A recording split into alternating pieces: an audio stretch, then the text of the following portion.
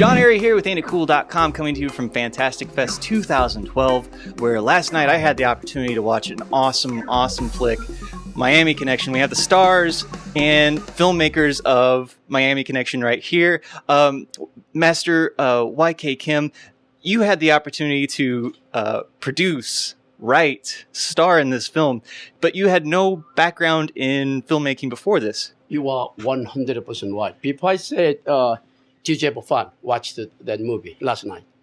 I had a ball, and everyone around me had a ball watching it. Thank you. You know, I have to tell the audience, if anybody who are looking for drama, romance, I don't think they should watch this.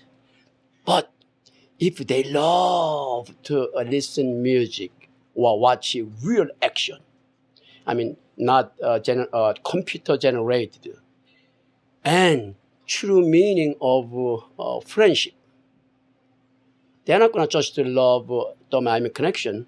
They will be crazy about the Miami Connection. Now, Joe, you had the opportunity to star in Miami Connection, and you also were the drummer for Dragon Sound. Right. Tell me, did you know what you were getting into when you signed up for this? No, absolutely not. I thought at first I would just do a couple of kicks on camera and a couple of punches, and I could go back. I was a grad student. I was working. I really had no time for anything. And slowly the thing kept on snowballing. And then I started becoming production manager. They said, could you be production manager? I said, sure, but I had no idea what that meant.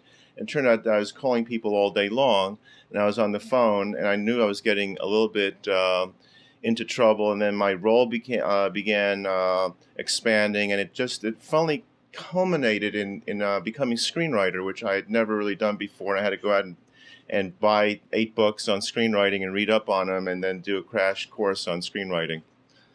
Yeah, and then I'm going to answer you, say, how do I start, you know? I wanted to promote martial art. Martial art is much bigger than my life. You know, through martial arts is what anybody can be healthier, wealthier, and stronger. So I wanted to promote martial art. That is the main reason I produced the Miami Connection. Excellent. And there is a ton of martial arts in this film. Tell me a little bit about making the film. You had a ton of makeup work. There was a ton of action scenes. But again, you guys had no background in making a film like this before. What were some of the problems you ran into while making Miami Connection? No, I have to tell you the truth, it was a nightmare. I did not know what casting means. I did not know what M means because I didn't have time to watch a movie before. When I started, I was shocked. It's a producer name was the title. But I didn't even know what P means, you know. So I was in hell. But because of the martial arts spirit, I could finish this movie. And Joe, you had never acted before up to this point, right? Absolutely correct, yes. But, you know, the thing is probably what gave us all the capabilities that we were all Grandmaster's students in the film. And we were dedicated, but we did performances. I'd never performed before, but we did exhibitions. We broke boards and concrete, and in front of people. And so, what we really learned a lot from our training was self-confidence. So we just translated that self-confidence in terms of breaking boards in front of 5,000 spectators for a charity exhibition. We just translated it to the movie, and that's how we were motivated. Now, what happened after you finished the film? Was it shown theatrically? What happened afterwards? Okay, after we finished the movie, I took this movie to the Hollywood.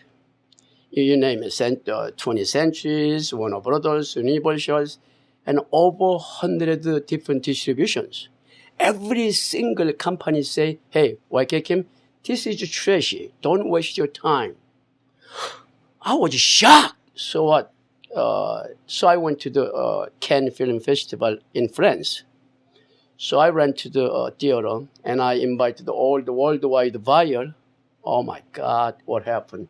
Everybody saying, Y.K. Kim, don't waste your time. This is trash, throw away.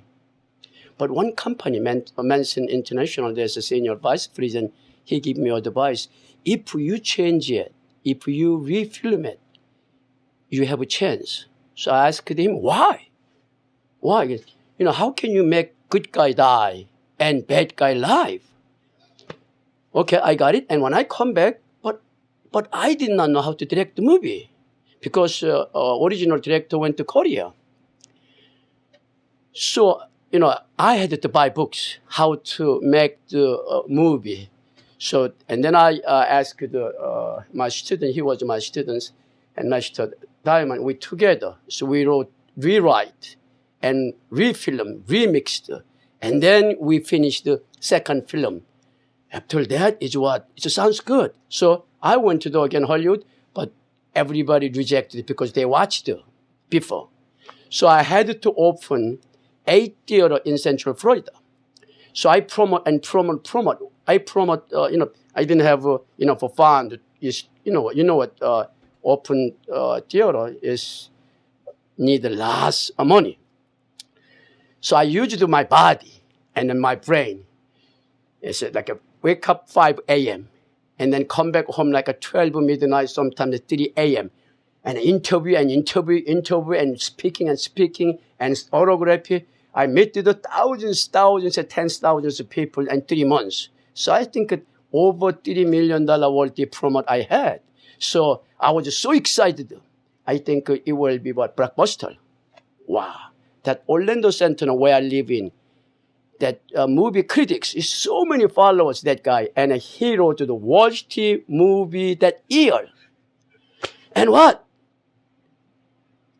Audiences were totally rejected. So it was totally dead.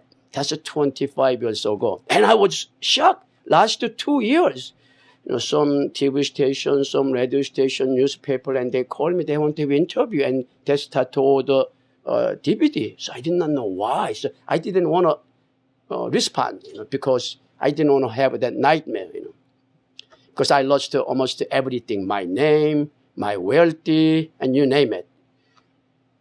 But one company that's left the house, they continue pursue it. So I asked my attorney, and our organization is a president as Master Parrot, asked them investigate what kind of company is it. Oh, that's good company. So I signed with the left the house. You know what happened? I went to New York, and I asked the left the house, that Evan, hey, why did you buy this trash? He was shocked. He said, what are you talking about? I understand what you mean. Daytime, family together and go to watch it. I don't think this is not that type of a movie. But midnight moviegoers, they are crazy. They love this. But I didn't believe it. Still, I was skeptical. And then night, I went to theater. That we had a premiere over there, 10:30. When it show up, like a 20 or 30. Oh, it's very disappointed. 10:55, like a 60 people show up because, 300 seats, too many empty seats. Oh, wow, I'm going to die second time again. But 11 o'clock, packed. And I give to them sensational exhibitions. And I told them, beginning what I said, if you want to watch just the drama and romance, hey, you are in wrong place. But if you love music and real action and true meaning of friendship, you will be crazy about the Miami connections.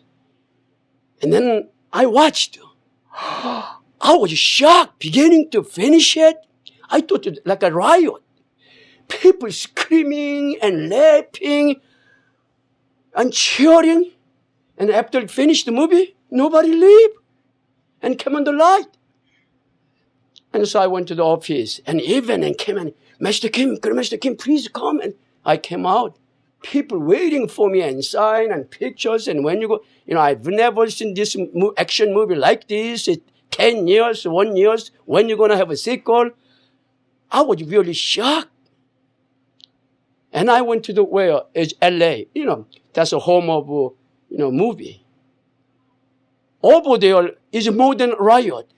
You know, like a 2.5 minutes. They say, why kick him, why kick him, why kick him? And I thought it's the real riot. I thought it's what? That ceiling went down. People just like crazy. What is this? I went to stage. I come down and they call me back. Like a 6 minute, they're screaming. I've never had that experience. And I cried. Literally, I cried. Gosh, wow. After 25 years, this happens, you know. I know it's what audience will love the Miami Connection because it shows true meaning of martial arts spirit and philosophy. I certainly enjoyed it. After the success, although being late success that you've had with the film, would you guys ever consider doing a sequel or a follow-up? Of course. The next one we will produce within 3 years. I'm going to make Academy Award quality so all family can go watch together. Excellent. Well, Mr. Diamand, thank you very much. Mr. Kim, thank you very much. Thank you. Thank you. For more news and reviews, keep checking in with AintItCool.com for the rest of Fantastic Fest.